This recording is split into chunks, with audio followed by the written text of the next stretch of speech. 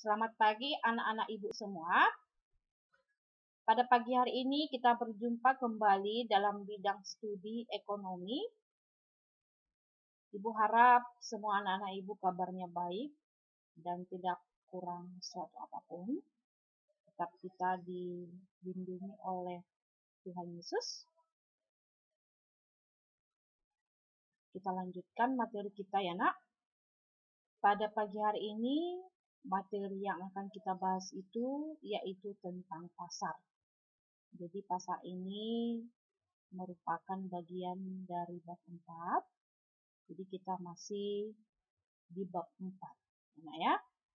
Oke, apa yang kita bahas di sini? Sebelum kita membahas ya tentang materi kita hari ini, terlebih dahulu kita akan melihat standar kompetensi yang harus kita pahami ketika kita sudah membahas bab ini. Yang pertama itu standar kompetensinya yaitu memahami kegiatan ekonomi masyarakat. Sedangkan kompetensi dasar yang harus kita pahami yaitu mengidentifikasi bentuk pasar dalam kegiatan ekonomi masyarakat. Dan ada beberapa indikator yang sudah Ibu buat ya. Yang pertama itu menjelaskan pengertian pasar. Yang kedua menjelaskan fungsi dan peranan pasar bagi masyarakat. Yang ketiga mengidentifikasikan syarat-syarat terjadinya pasar. Dan yang keempat mengklasifikasikan macam-macam pasar beserta contohnya masing-masing.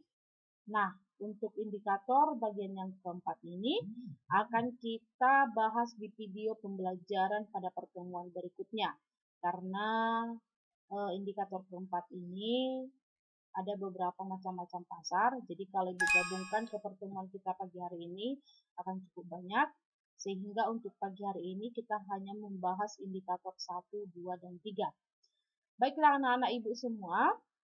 Sekarang kita masuklah indikator yang pertama yaitu tentang pengertian pasar. Pengertian pasar ada dalam arti sempit dan ada juga dalam arti luas. Kalau dia dalam arti sempit, pasar itu merupakan tempat bertemunya penjual dan pembeli untuk mengadakan transaksi.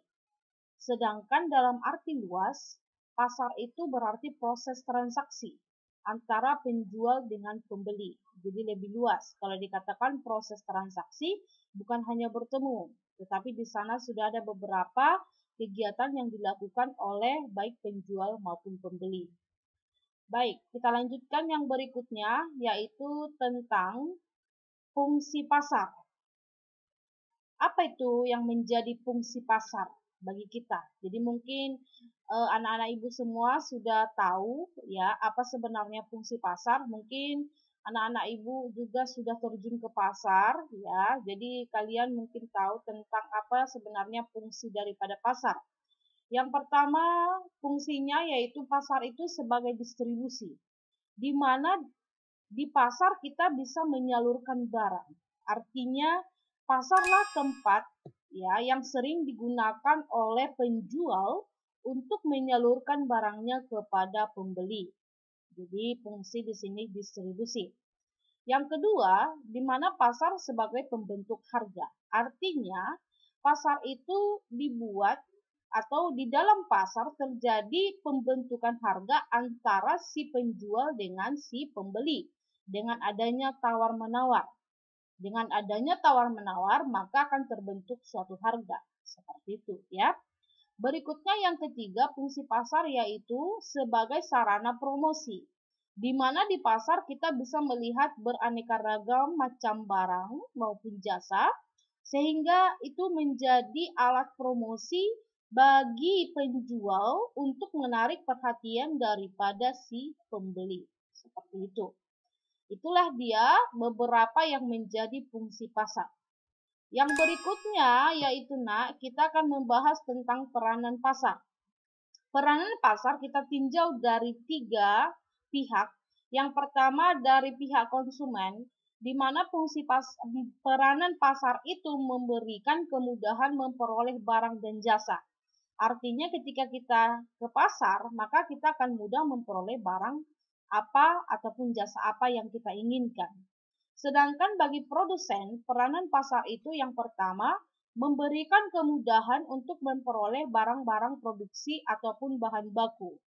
Jadi di sana si produsen mencari bahan baku ataupun barang produksi yang dibutuhkan untuk kegiatan produksinya. Seperti itu. Yang kedua yaitu peranannya bagi produsen mempermudah untuk memudahkan barang yang dihasilkan. Artinya mempermudah untuk memasarkan barang yang dihasilkan. Ketika si produsen terjun ke pasar, maka ia dengan mudah memasarkan barangnya karena di pasar itu banyak pembeli. Seperti itu.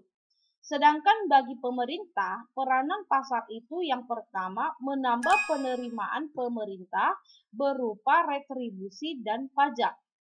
Seperti itu ya. Jadi dari pasar itu pemerintah itu akan memperoleh retribusi, itu berarti dari parkir dan juga pajak. Pajak ini bisa berasal dari pajak barang, ya, barang yang dijual oleh penjual, bisa juga pajak dari pengusaha yang ada di pasar, seperti itu. Dan yang kedua, peranan pasar bagi pemerintah itu adalah mempermudah pemenuhan kebutuhan. Karena di pasar kita dapat memperoleh semua kebutuhan yang kita butuhkan. Itulah beberapa peranan pasar bagi pihak konsumen, produsen, dan juga pemerintah.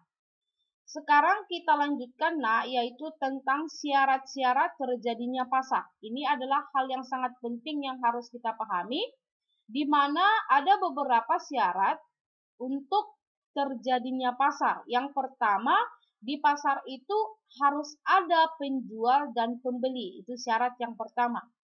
Dan yang kedua, terdapat barang dan jasa yang diperdagangkan ataupun yang diperjualbelikan.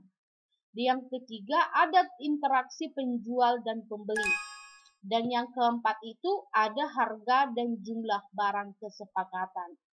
Ya, ada harga dan jumlah barang kesepakatan antara si penjual dan si pembeli. Jadi artinya tadi harga ditentukan oleh pasar, artinya kalau harga ditentukan oleh pasar, harga yaitu tawar-menawar antara si pembeli dengan si penjual dengan jumlah barang yang telah disepakati antara si pembeli dan si penjual. Jadi gambar di sampingnya itu bisa kalian perhatikan, kira-kira seperti itulah ya hal-hal yang kita bisa lihat kejadian-kejadian yang terjadi di pasar seperti itu.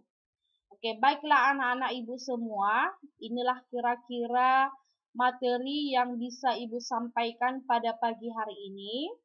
Terima kasih atas perhatian kalian. Ibu harap kalian mendengarkan video pembelajaran kita ini dari awal hingga pada akhirnya, sehingga kalian bisa memahami tentang pasar, yaitu tentang pengertian pasar, fungsi dan peranan pasar, dan juga syarat-syarat pasar. Terima kasih anak-anak ibu semua. Sekian pertemuan kita pagi hari ini. Selamat pagi semuanya. Tuhan Yesus memberkati.